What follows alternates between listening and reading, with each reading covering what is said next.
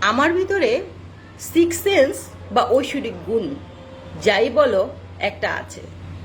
আমি মানুষকে নিয়ে যা ভাবি পরবর্তীতে দেখি সেই কথাগুলো অক্ষরে অক্ষরে সত্যি হয়ে যায়। মানুষের জীবনে দুঃসময় আসবে, প্রত্যেকের জীবনে, তদ্রূপ আমার জীবনেও যদি দুঃসময় আসে আমি না ভেঙে পড়ি না।